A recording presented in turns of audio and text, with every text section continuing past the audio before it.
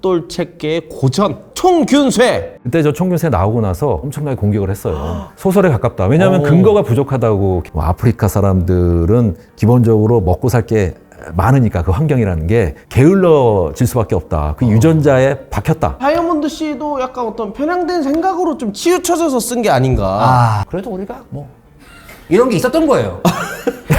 솔직히 책이 그렇게 써요. 홀까말 니네들 그 집에 가서는 그렇게 생각하지 않냐. 아, 다른 백인들에게. 학자들, 백인들한테. 총균쇠 역사 얘기하다가 뭐 문명 얘기하겠구나. 근데 끝이 이렇게 끝날 줄 몰랐어요. 잡담이 세상을 구한다. 안녕하세요. 난리지 위원회 위원장 곽범입니다. 벌써 연말 연초가 다가오고 있는데 다들 이맘때 한 번씩 하는 다짐들이 다들 있죠. 뭐 내년에는 책을 한번 열심히 읽어봐야지. 그리고 그 중에 가장 대표적인 책이 있습니다. 바로 벽돌체계의 고전. 네, 대표죠. 총균쇠. 오늘의 안건은 총균쇠 쉽게 읽기.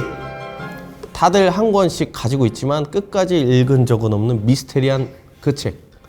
오늘 저희와 함께 한다면 총균쇠 마스터 충분히 뭐 제가 시켜드리겠습니다. 왜 그러냐면 제가 이해가 안 되면 안 넘어갈 거기 때문에 저는 모르는 상태로 왔고, 그래서 오늘 저와 함께 떠들어 주실 위원님들 소개를 먼저 해야 되는데. 네, 안녕하십니까. 서울대 지리학과 지리네요. 박정재라고 합니다. 제 전공 분야는 생물지리학하고 고기후학, 고생태학 뭐 이런 것들을 연구하고 학생들을 가르치고 있는데요. 이분은 저희가 지금까지 저희 그 난리지원에서 만나뵀던 외모와는 사뭇 다른 느낌의 또 한 분이 오셨는데. 네, 안녕하세요. 저는 글쓰고 노래하는 전범선이라고 하고요. 양반들이라는 밴드에서 노래하고 있습니다. 민족사관고등학교라고. 맞습니다. 어디에 위치하고 있죠? 강원도 횡성에 있고요. 네. 민족사관이의 이름처럼 역사관을 굉장히 중시하는 학교에서부터 역사를 공부했고, 네. 학부는 미국에서 다트머스 대학에서 역사학을 전공했고, 또 석사는 옥스포드 영국에서 역사학을 전공했는데, 원래 박사를 꿈꿨습니다만 저도 사실 학자를 꿈꿨습니다. 교수님처럼. 예. 근데 석사의 관문에서 제가 부딪혀서 노래가 더 좋아서. 노래가 더 좋기도 하고 논문 점수가 좀 안 나왔어요. 근데 그 이유가 또 있습니다. 이유를 설명해 오늘의 주제와 또 연결된 주제가 있는데, 아하. 이따가 제가 또 이따 그럼 잘 묻혀서 설명 부탁드리고. 비키 스토리를 정말 좋아하는. 알고리즘이라 그러죠. 거기에 엄청나게 많아요. 네. 빅스토리가요? 네, 엄청 보고 우주부터 시작해가지고 지구, 인류의 역사 뭐 이런 빅히스토리 컨텐츠가 엄청 많아요. 빅히스토리가 요즘 더 유행하는 이유가 있을까요? 지금 미래의 환경 위기가 점점 이게 몸에 와닿는 상황이기 때문에 미래가 어떻게 변할지 사람들은 정말 궁금해 하거든요. 결국 우리가 미래를 조금이라도 사실과 비슷하게 예측하기 위해서는 과거를 열심히 들여다보는 방법밖에 없습니다. 제가 봤을 때. 먼 미래를 예측하고 싶다면 더 먼 과거를 계속 공부하고 연구하고 밝히려고 하는 노력이 필요한데, 그러한 내용들을 담고 있는 게 빅히스토리 책이라고 저는 생각을 하고 있고, 한 가지 더 말씀드리면은 이게 빅히스토리가 다양한 그런 분야들을 융합해서 이야기를 막 스토리텔링 형태로 써 내려가는 그런 책들을 빅히스토리 책이라고 얘기를 하거든요. 그러다 보니까 독자 입장에서 이 책을 읽으면은 굉장히 지적으로 만족감을 느끼게 됩니다. 총균세가 처음 나왔을 때도 뭐 인기가 있긴 했지만, 비키 스토리의 대명사는 지금 사피엔스죠. 유발 하라리 교수님이 쓰신 사피엔스라는 책이, 이 책이 처음 나왔을 때가 제가 정확하게 옥스퍼드에서 석사 연구를 하고 있을 때였습니다. 그 사피엔스가 나왔어요. 사피엔스가 나와서 베스트셀러로 막 그 영국에 다 깔려가지고, 저는 이제 석사생의 입장에서 또 이 양반이 옥스퍼드의 석박사 출신이시거든요. 선배니까. 선배님이야. 그래서 제 지도 교수님한테 가가지고 저 꿈이 생겼습니다. 저는 역사학자가 되고 싶습니다. 하라리처럼. 하라리처럼 책을 정말 읽기 쉽고 재밌고 말씀하신 것처럼 지적인 어떤 그 충만도가 굉장히 큰 책을 쓴 거예요. 그래서 뽕이 차가지고 제가 가지고 말씀드렸더니 교수님이 민족사관 고등학교 치고 뽕이 찬다라는 표현을 아까 뭐 민족의 역사라고 했는데 흥이 올라와서 흥이 올라서 18세기 영국 사상사를 하시는 굉장히 고지식한 영국인 교수님이시고, 방에 들어가면 막 영국 성공의 오르간 음악이 막 나오고 막 되게 진지하신 분이에요. 그분도 뽕에 차인데요. 그분은 이제 영국 뽕에 차이는 이제 분이 졌는데 제가 그 양반한테 말씀을 드리니까 이렇게 말씀하셨어요. 정확하게. 그게 무슨 역사냐. 그게 무슨 역사학자냐. 이게 학계에서는 당시만 비키 스토리를 하면은 사자 취급을 받았습니다.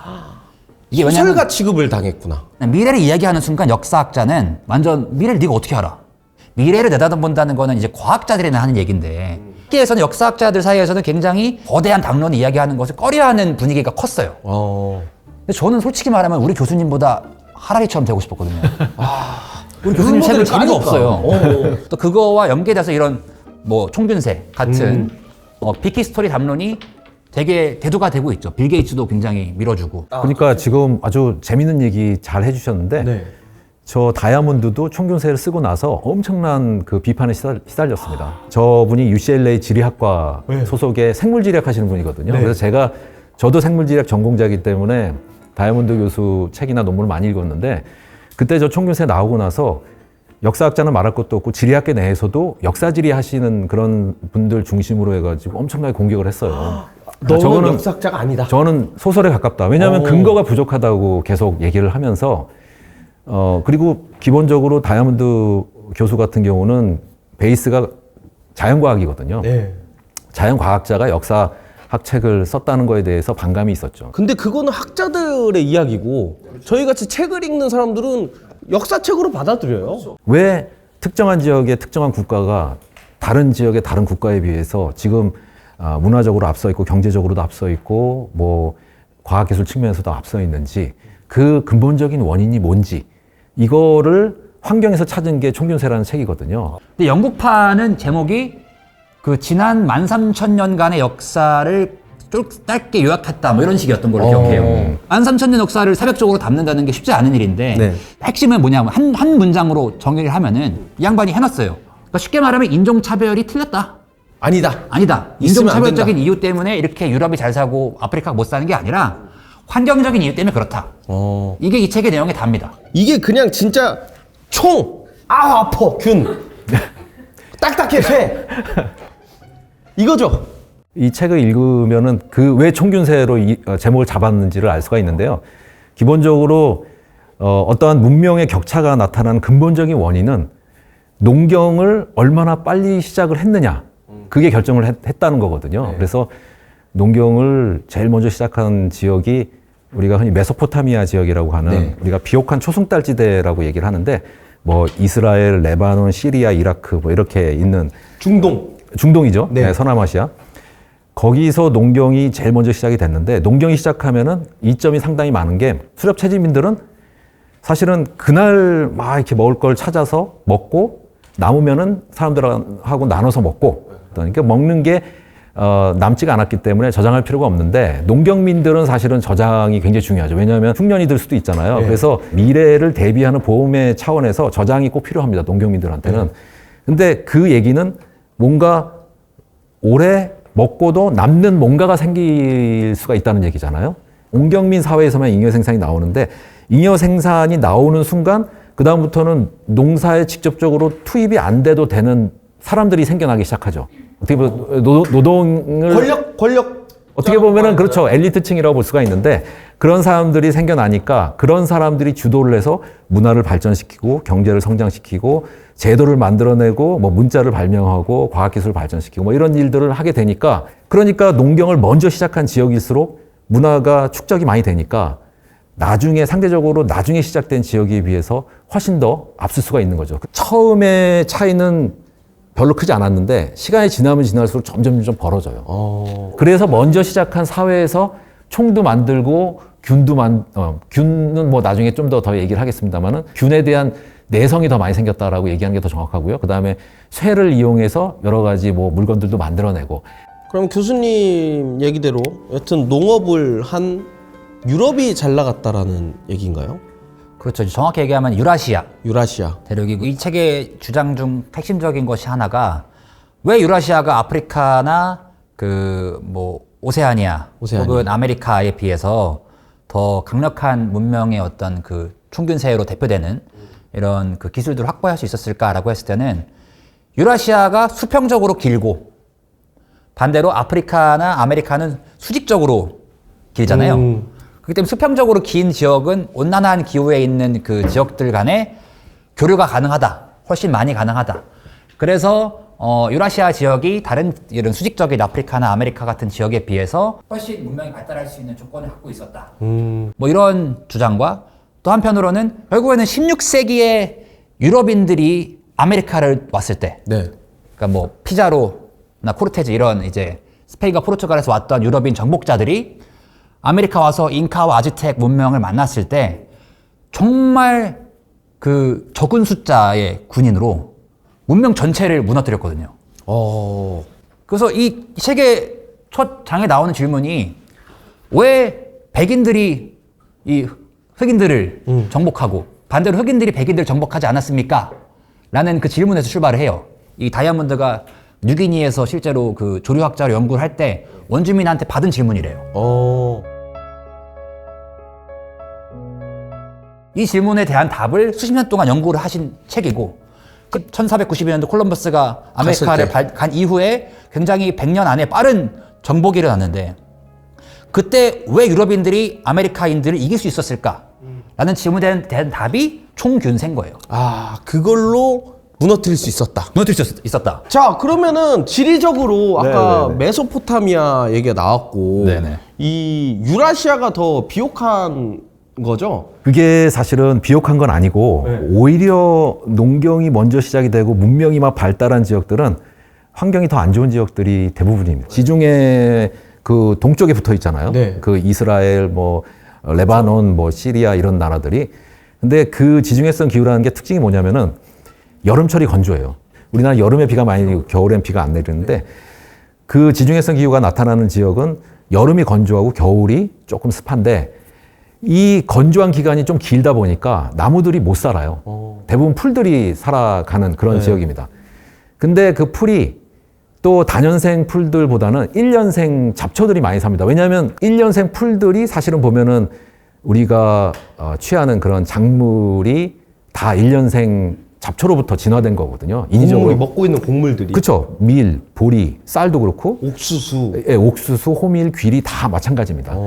그러니까 1년생 그런 잡초들이 살아갈 수 있는 환경, 그 환경이 중동이었다는 것이고 그런 잡초들이 많다 보니까 그 잡초들을 취하는 그런 동물들, 예를 들어 소, 양, 염소, 돼지 뭐 이런 야생동물들이죠. 또 가축도 저렇게 돌아다니는 거 그냥 내버려두지 말고 사냥만 하지 말고 아예 우리가 키운 다음에 잡아먹자 이런 생각을 갖게 된 거죠. 근데 이런 환경이 딱 그 서남아시아랑 비슷한 환경이 다른 전 세계 다른 지역에도 있었는데 그런 지역에서 농경이 시작이 그럼 됐어야 되는데 그러지 못했던 거는 기본적으로 농경이라는 혁신은 일어나기가 어려운 굉장히 복잡한 방법이기도 하고 작물화를 할 수 있는 대상이 없었고 가축화를 할 만한 동물이 없었기 때문에 다른 지역에서는 그래서 농경이 시작되기 어려웠다 그렇게 볼 수도 있는 것이죠. 중동 지역도 그렇고 멕시코 고지대 잉카가 있었던 안데스 고지대 좀 약간 좀 건조한 지역이거든요. 그리고 또 농경이 시작된 지역이 중국의 황하강 장강 유역인데 장강 유역만 좀 습윤하고 황하강 유역도 사실은 좀 건조한 곳이라고 볼 수가 있죠. 아주 습윤한 곳은 아니죠. 그러니까 환경적으로 오히려 취약한 곳에서 사람들이 먹을 거를 충분히 취할 수 없으니까 뭐 농경이라는 새로운 혁신으로 들어갔다라고 볼 여지도 있는 거죠. 부족하니까 이해가 됐습니다. 네. 이해가. 중국은 그러면 왜 유럽만큼 안 컸을까요? 중국이 유럽보다 컸죠. 아무리 그 빠르게 봐도 19세기까지는 더 강력했기 때문에 아편 전쟁 이전까지는 이제 중국이 유럽보다 훨씬 셌고 유럽이 중국보다 약했기 때문에 사실 중국으로 가고 싶어서 가서 이제 차를 사오고 뭐 도자기도 사오고 인도에 가서 향신료도 갖고 오고 싶고 이러니까 이제 그렇게 열심히 항해를 한 거지. 중국도 항해를 했어요. 중국도 이미 아프리카까지 갔다 왔고 명나라 시대 때 이제 근데 그냥 우리가 더 잘 산다. 만족했구나 또. 굳이 식민지를 만들 필요가 없었던 거야. 애들은. 내가 풍족하니까 구경하고 돌아온 거네요. 사파리하고. 맞아요. 사파리하고. 훨씬 함대도 컸고. 함도 컸고. 근데 콜럼버스는 기껏 세대 열심히 왕 설득해가지고 제가 큰 돈 벌어오겠습니다. 돈 빌려가지고. 돈 빌려가지고 목숨 걸고서. 목숨 걸고. 지구가 둥근지도 확실하게 모르는데. 그냥 간 거잖아요. 그냥 간 거예요. 지구 평평설일 때. 그랬던 거라 사실 유럽이 왜 중국보다 앞서 있었냐라는 질문은 오히려 이게 지금 최근에서야 하게 될 질문인 것이고 인류 역사 크게 봤을 때는 아메리카보다 앞선 것도 이 유럽인들이 15세기, 16세기에 갔을 때부터나 얘기지. 네. 균으로 거의 99%가 홍역과 이런 유라시아인들은 그런 전염병에 대한 어떤 면역력이 있었지만 아메리카인들은 없었기 때문에 유럽인들이 직접 전쟁을 하지 않아도 굉장히 많은 대부분의 사람들이 균으로 죽었던 것이죠. 그러면 이제 균 얘기를 조금 해주시면 좋을 것 같은데 네. 생화학전을 말씀하시는 건 아닐 거 아니에요? 그런 건 아니죠. 아니고. 네, 네. 네. 유럽 사람들이 아메리카 대륙으로 넘어갈 때 그 사람들은 의도한 바가 아닌데 우연히 그렇게 균의 도움을 받은 거죠. 아메리카 대륙에는 작물화할 그런 식물들은 있었습니다. 옥수수도 있고 감자도 있고. 그래서 그게 다 처음으로 작물화가 됐는데 가축화할 동물이 없었어요. 남아메리카의 안데스 산지에서 라마 알파카 정도만 가축화가 됐고 멕시코 고지대에 아즈텍 문명이 있던 그곳에서는 뭐 기니피그, 그 다음에 칠면조 뭐 이 정도였거든요. 그러니까 그런 것들은 그 유럽 사회에서 가축화를 했던 소, 양, 염소, 말, 돼지 이거하고는 완전 차원이 다르잖아요. 네. 그러니까 보통 대부분의 뭐 홍역, 천연두, 독감 이런 것들이 다 동물에서 오는 거거든요. 코로나도. 그렇죠. 코로나도 동물을 통해 가지고 오는 건데 그런 동물들을 통해서 오는 전염병이 여러 번 있었기 때문에 그거에 대한 면역력을 다 갖고 있었고 하지만 아메리카에 있던 원주민들은 동물들 자체가 가축화할 만한 동물이 없어서 거기에 면역력이 생기는 경우가 거의 없었죠. 그러니까 면역력을 갖고 있었던 유럽 사람들이 아메리카 대륙으로 오니까 아메리카 원주민들은 그 전염병에 바로 그냥 노출될 수밖에 없었고 한 90에서 95% 정도는 확실히 전염병에 의해서 죽은 게 맞는 것 같고요. 그리고 아메리카의 원주민들이 전쟁에서 져서 점령을 당했다기보다는 균에 의해서 이미 다 사회가 풍지박산 난 상태에서 손쉽게 유럽 군대들이 들어와가지고 그것도 몇 명 되지도 않습니다. 몇백 명이 들어와서 몇 천만 명의 사회를 그냥 집어삼킨 거라고 보시면 돼요. 시작은 중동이었잖아요. 저희 어떤 그 아까 얘기하신 문명의 시작이라고 해야 되나요? 근데 지금은 유럽이나 다른 곳보다 중동이 좀 낙후가 돼 있는데 그 이유는 또 뭘까요? 그 지금의 중동의 기후와 처음 메소포타미아 문명이 생겼을 때의 기후가 일단 굉장히 다르고요. 지금 우리가 생각하는 중동은 사막 사막이죠. 연상이 되고 무조건 터번 써야 될 것 같고. 네, 모래바람이 거세게 네. 불 것 같고 물론 아닌 데도 있지만 네. 근데 과거에는 그랬다는 거죠. 약간 그게 어떤 기후학이랑 관련이 있는 그렇죠. 네. 그 반건조 지역이었는데 문명이 처음 생겨났을 때 메소포타미아 지역에서 그때는 환경이 지금보다 좋았어요. 온난수변했습니다. 그러니까 더 온난했고 더 강수량이 많았다는 얘기죠. 현대로 오면서 계속적으로 기후가 건조해져요. 농경을 먼저 시작했기 때문에 인구도 빠르게 늘었거든요. 농경 사회가 이렇게 만들어지게 되면은 이때부터는 노동력이 굉장히 중요해지거든요. 농경 일을 하려면은 사람이 많이 필요하니까 애를 많이 낳는단 말이에요. 그러다 보니까 인구가 증가하게 되면 주변의 생태계에 큰 부담으로 작용을 하게 됩니다. 생태계 파괴가 일어나죠. 토양 침식도 많이 일어나고. 그렇게 되니까 가뜩이나 생태적으로 원래부터 취약한 지역이었는데 기후적으로도 계속 건조해지고 거기다 인구가 늘어나면서 생태계에 부담으로 작용을 하니까 이 지역이 결국은 어떠한 큰 규모의 집단을 지탱할 수 없는 상황이 돼버린 거죠. 오히려 이 지역에서 농경이 전파돼서 그 농경 기술이 전달된 그런 유럽이 훨씬 더 잘 나가게 된 거고 유럽은 기후적으로 어떻게 보면 서남아시아보다는 훨씬 유리하죠. 강수량이 많고 또 1년 내내 좀 온난한 편이고 인구가 증가해도 버텨낼 수 있는 그런 생태계였기 때문에 훨씬 중동보다는 나중에 잘 나갈 수 있었다. 빅 히스토리이기 때문에 엄청나게 긴 얘기이기 때문에 기후의 어떤 영향도 분명히 있었을 거라고 보고. 그럼 아프리카는 어때요? 자원이 많지 않나요? 아프리카도 자원이 많긴 하지만 이제 아프리카와 유라시아가 사실 정확히 말하면 연결돼 있잖아요. 네. 그러니까 우리가 유라시아라고 많이 얘기하지만 앞으로 유라시아라고 말하는 게 정확한 표현인데 아프리카와 유라시아는 다른 대륙인 것처럼 떨어져 있는 듯한 느낌이 드는 이유가 그 사이에 사하라 사막이 있기 때문이죠. 사실 인종의 다양성의 유전적인 다양성은 아프리카가 훨씬 풍부하거든요. 언어적인 다양성도 마찬가지고. 네. 근데 그 이제 유라시아의 어떤 이 세계 안에 아프리카가 직접 연결되어 있지 못했던 것. 사막에 가려서 갈 그렇죠. 수가 없으니까. 그러니까 조금 더 보충 설명을 해드리면은 아메리카 대륙하고 아프리카 대륙이 남북으로 이렇게 놓여 있거든요. 남북으로 놓여 있게 되면은 사람들이 이동하기가 굉장히 어렵죠. 남에서 북으로 이동하거나 북에서 남으로 이동할 때 온갖 다른 기후대를 막 지나가서 가야 되기 때문에 맞아요. 사람도 그렇고 동물도 그렇고 식물도 그렇고 이 남북으로 이동하기가 쉽지 않습니다. 그래서 예를 들어 가지고 아즈텍 문명이 있던 그런 멕시코하고 잉카 문명이 있던 안데스 산지하고 사실은 다 고산지대이기 때문에 기후가 상당히 유사하거든요. 예. 그 문명들이 서로 뭔가 교류를 할 수 있었다면은 훨씬 더 문화의 발전 속도가 높았을 텐데, 근데 그게 이루어지지 않았던 거는 안데스 산지에서 멕시코 고지대로 가거나 멕시코 고지대에서 안데스 산지로 가려면은 일단 파나마 지역을 통과를 해야 돼요. 네. 너무 좁아요, 일단은. 그 다음에 아래로 내려가 가지고 파나마 지역을 통해서 올라갈 때 그 중간에 열대우림이 있어요. 네. 그러니까 사람도 이동하기가 어렵고 동물, 식물 다 이동하기 어려운 거. 거기서 다 끊기는구나. 다 끊겨요. 가령 어떤 문제가 있었냐면은 그 아즈텍 문명 밑에 멕시코 고지대 밑에 유카탄 반도라고 있는데 휴양지죠. 유명한 휴양지인데 거기가 마야 문명이 있었어요. 근데 마야 문명은 문자도 있었고 그 다음에 바퀴도 저도 있었고. 그건 봤어요. 바퀴가 그 당시에 있었다. 네, 바퀴를 장난감으로 썼다라고 얘기를 하는데, 근데 잉카 문명에서는 아까 말씀드렸지만 라마 알파카를 가축화에 성공을 했었거든요. 안데스의 라마 알파카하고 유카탄 반도의 그 바퀴가 서로 만났다면 수레로 이용할 수 있고, 그게 뭐 마차, 라마차. 라마차. 네, 라마차. 그 다음에 그게 알파카. 뭐 전쟁에도 활용될 수 있고, 기본적으로 수레라는 것은 운송수단도 될 수 있고, 농업에도 활용할 수 있고, 여러 가지 용도가 많은데, 그게 문화가 만나질 못하면서 시너지 효과를 못 냈던 거죠. 북아프리카도 상당히 건조하거든요.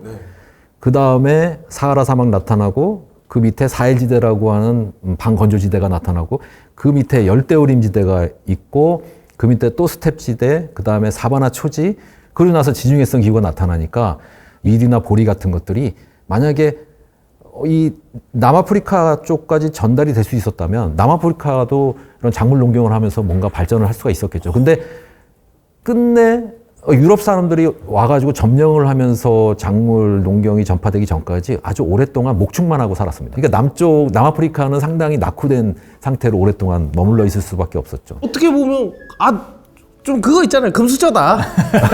어떤 환경 금수저다. 뭐 어떻게 보면 그런 얘기일 수도 있는 것 같아요. 이거 들어보니까. 유라시아인이. 네, 유라시아인이 타고난 어떤 환경 수저다.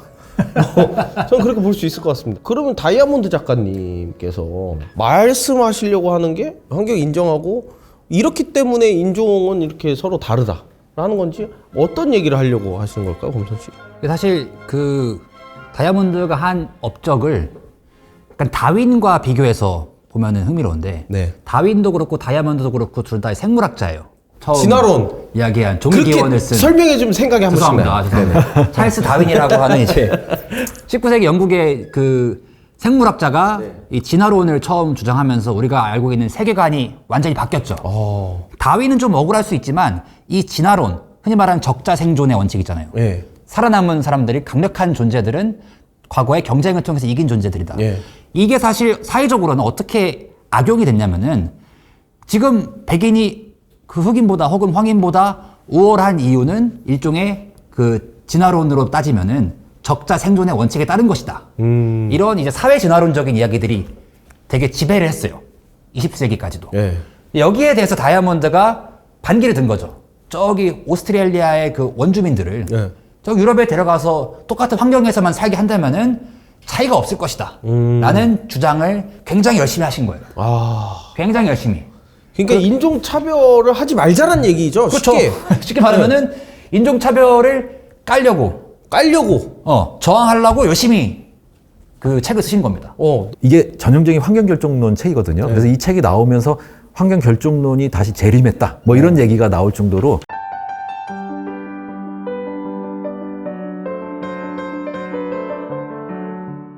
환경결정론이 사실은 20세기 초반까지 상당히 인기가 많았어요. 유럽 사회에서. 근데 이게 문제가 있다고 하면서 사장이 됐는데 그 주된 이유가 이 환경결정론이 우생학하고 바로 연결이 된 겁니다. 아까 아주 잘 설명해 주셨지만 우생학이라고 하는 것은 유전적으로 우열이 있다라는 거거든요. 그래서 유전적으로 열등한 사람들은 인류의 미래를 위해서 자식도 낳지 말아야 되고 없어져야 되는. 없어져야. 히틀러. 예, 뭐 히틀러의 생각. 뭐 아프리카 사람들은 기본적으로 먹고 살 게 많으니까 그 환경이라는 게 게을러질 수밖에 없다. 그 유전자에 박혔다.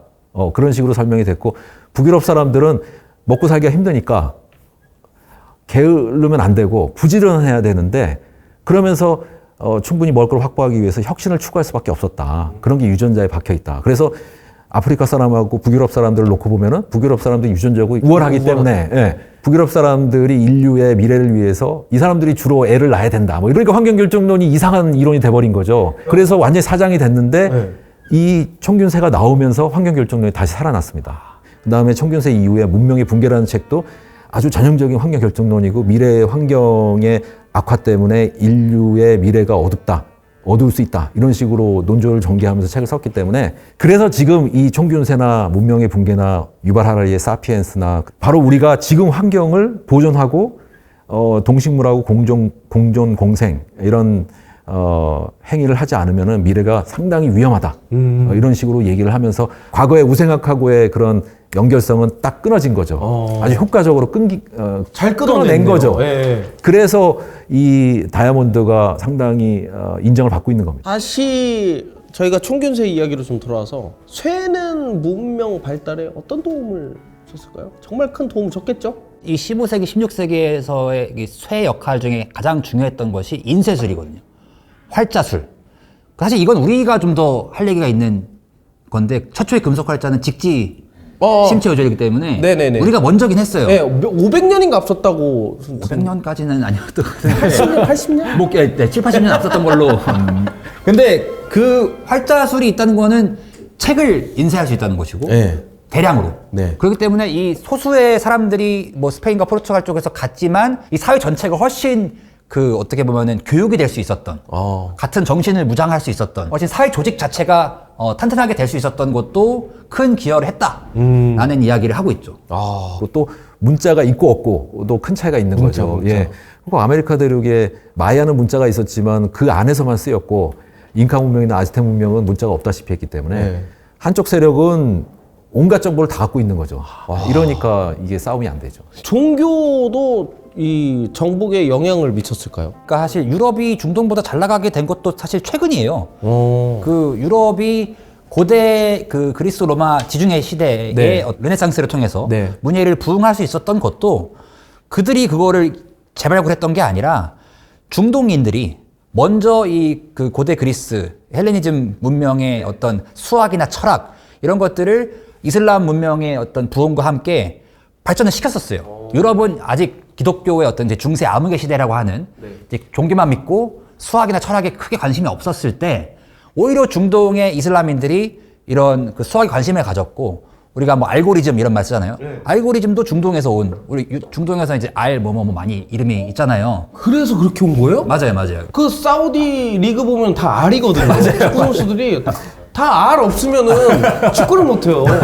근데 알고리즘도 그 알고리즘도 그쪽 분이시고 우리가 물론 이제 17세기, 18세기 이르러서 유럽이 이제 계몽주의를 통해서 훨씬 이런 수학과 철학을 발전시켰지만 그 기독교 덕분이 아니라 이슬람교의 그 문명이 과거 고대 알렉산드리아에 그 있었던 거대한 도서관이 있었거든요. 네. 그 도서관에 고대 그리스 문명의 지혜가 총집합이 돼 있었어요. 네. 근데 이 책도 읽다 보면은 유럽인들이 세상을 지배하는, 백인들이 세상을 지배하는 게 당연한 것처럼 이미 전제를 깔고 설명을 해요.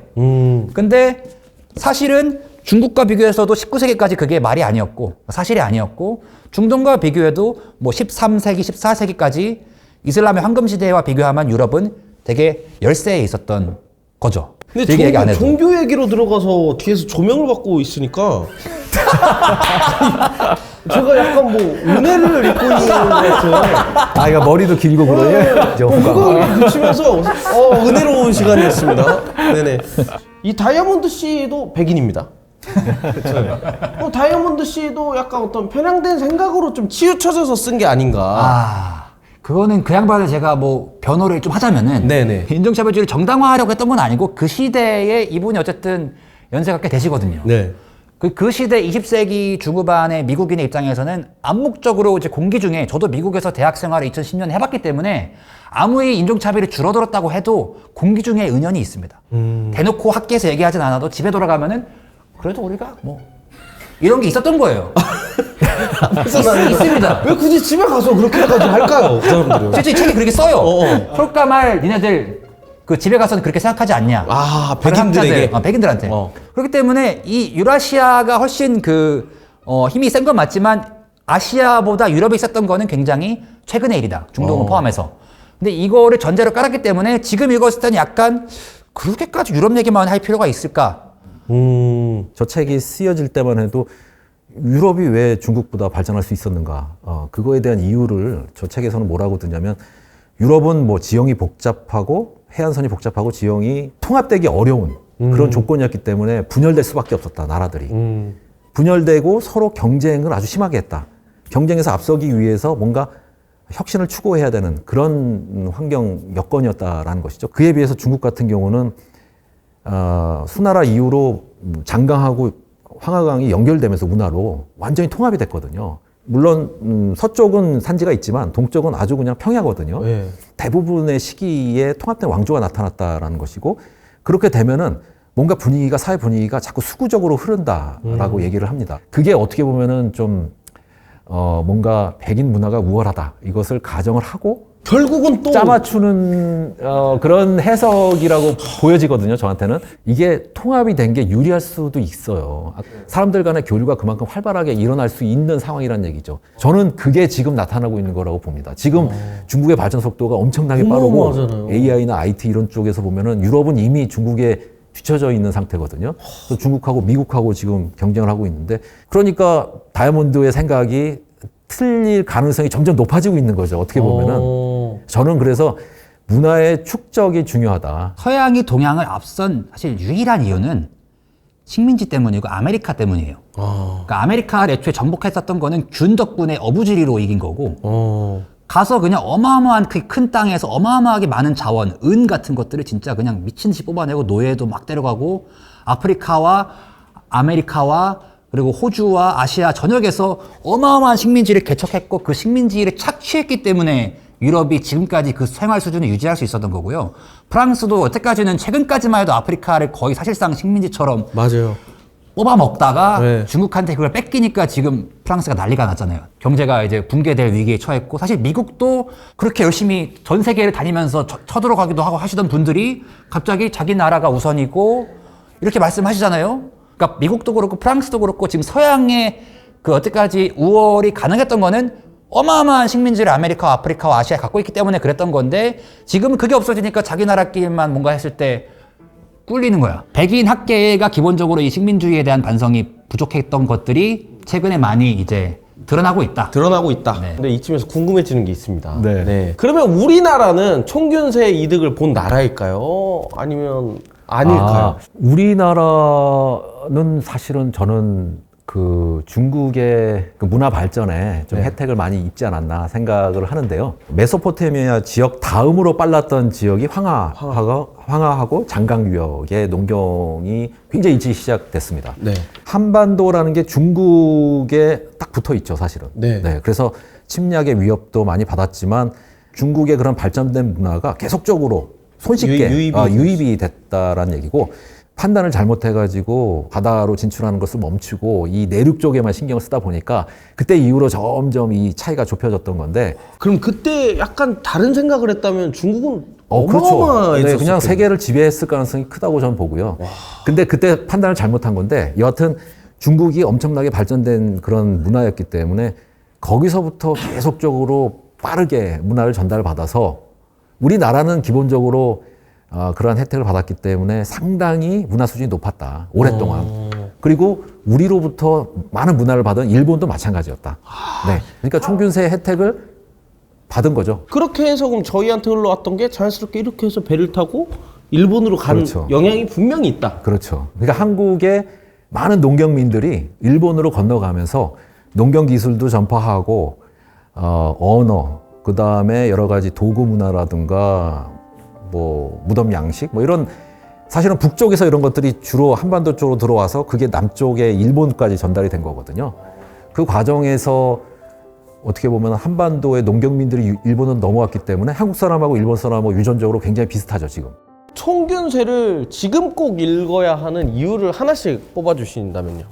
저는 사실 이 주제를 처음 섭외 받았을 때부터 지금 꼭 읽어야 된다고 생각하지 않았습니다. 아, 그런 의견도 괜찮아요. 네, 사실 지금은 뭐 워낙 다른 좋은 책들도 많고 그렇기 때문에 꼭 반드시 지금 필독서라고 보진 않는데요. 근데 그럼에도 불구하고 이거를 준비하면 다시 읽으면서 아 그래도 이 책이 참 유의미하다라는 생각이 들었던 거는 이 문명의 전환기에 지금 우리가 있거든요. 큰 문명의 흥망성쇠를 이해할 때 환경이 어떤 영향을 끼치고 원인이 있을지를 고민할 때 이 책을 다시 보는 거는 큰 의미가 있는 것 같습니다. 지금 중국과 미국 사이의 갈등도 큰 입장에서 봤을 때는 서양이 지배했던 지난 250년 혹은 길게 500년의 역사가 동해안의 다시 부상으로 인해서 중국뿐만 아니라 한국과 일본을 포함해서 동해안의 부상으로 인해서 약간 그 위협받고 있는 견제 그 상태거든요. 근데 이거가 과연 뭐 거스를 수 있는 흐름인가? 지금 우리한테 중요한 질문은 서양이 지고 동양이 뜨는가? 이 원인은 뭘까? 우리한테 영향이 있을까? 그 질문이 우리 한국인들한테 특히 지금 가장 중요한 것 같아요. 지금쯤 한번 다시 읽어보는 것도 유의미하다. 네. 라는 얘기였던 것 같습니다. 교수님. 송균세가 사회에 기여하는 부분은 확실히 있습니다. 지금의 생태계 위기, 기후 위기는 어떻게 보면 유럽 사람들, 그 다음에 유럽 사람들의 후손인 미국 사람들이 대부분 일으켰다고 볼 수가 있는데 그 사람들이 지금의 기후 위기에 좀 더 많은 책임감을 갖고 좀 더 적극적으로 움직여야 되는데 중국, 인도 뭐 이런 다른 아시아 국가들과의 경쟁에서 자꾸 밀리는 거에 대한 불안감을 갖고 있고 그러니까 지금 문제를 일으킨 기후 위기나 생태계 위기를 일으킨 장본인들이 좀 더 적극적으로 나설 만한 그런 환경이 아니라는 겁니다. 서양인들이 반성을 해야 되고 그 서양인들이 중심이 돼서 기후 위기, 생태계 위기를 해결하는 데 앞장서야 된다. 이런 얘기를 계속적으로 은연중에 합니다. 다이아몬드는 기본적으로 아주 선한 그런 생각을 갖고 있는 그런 학자고 이름이 다이아몬드잖아요. 작가라고 생각을 하고요. 근데 그런 선진국들의 그런 과도한 소비 이런 것들이 주로 그 피해가 글로벌 사우스라고 하는 저희도 국가의 그런 못 사는 좀 취약한 국가들한테 집중이 되고 있거든요. 그 피해가. 네, 해수면 상승, 그 다음에 기온 상승도 결국은 저희도 지역이 원래 더운 지역이었는데 온도가 올라가니까 더 더워지는 거죠. 중요한 건 그 사람들은 지금도 1인당 이산탄소 배출량이 최저예요. 그러겠죠. 뭐 네. 하는 게 없으니까. 네, 그러니까 소비를 많이 할 수 있을 만한 그런 자본이 없기 때문에 네. 불만을 가질 수밖에 없죠. 그 불만이 지금 점점 커지고 있는데 그 불만을 이렇게 경감시켜주기 위해서는 선진국들이 적극적으로 도와줘야 됩니다. 재정적으로. 모여서 막 하잖아요. 회의하고 하잖아요. 아니. 그러니까 회의를 하고 돈을 모아서 지원을 해주겠다 약속만 하지 약속을 지키질 않아요. 그래요? 네. 근데 우리나라도 우리나라도 할 말이 없는 거예요, 거기서. 그러니까 한국인들처럼 전 세계인들이 산다고 생각을 하면은 지구가 3개가 필요해요. 전 세계인들이 인도인처럼 살면 괜찮습니다. 정확히 미국인들처럼 살면 큰일 나고요. 우리가 누리고 있는 이 혜택, 총균세의 혜택이 결국에는 책임으로 돌아오는 상황이기 때문에 우리부터 잘하자. 이 빅히스토리는 기본적으로 인간사를 다루는 책이 아닙니다. 빅히스토리 책은 환경사를 다루는 책이고 그 과정에서 환경의 중요성이 계속적으로 드러나는 책이라고 볼 수가 있는데요. 그래서 저는 지금 이 시대, 환경 위기 시대에 좀 대중들한테 많은 도움을 줄 수 있는 책이 아닐까. 오늘 오기 전에 총균세 뭐 또 역사 얘기하다가 뭐 문명 얘기하겠구나. 근데 끝이 이렇게 끝날 줄 몰랐습니다. 환경이 인간에게 준 어떤 영향이 이렇게 크다라는 거를 엄청나게 많이 느낀 시간이었던 것 같습니다. 많이 배웠습니다. 자, 총균세 안 읽었습니다. 그러나 앞으로 어디 가서 어느 정도 읽었다라고는 얘기할 수 있을 것 같아요. 읽은 사람이 읽어줬다라고 할게요. 자, 오늘 책 읽어주는 남자 두 분. 네, 잘 읽어주셔서 감사합니다.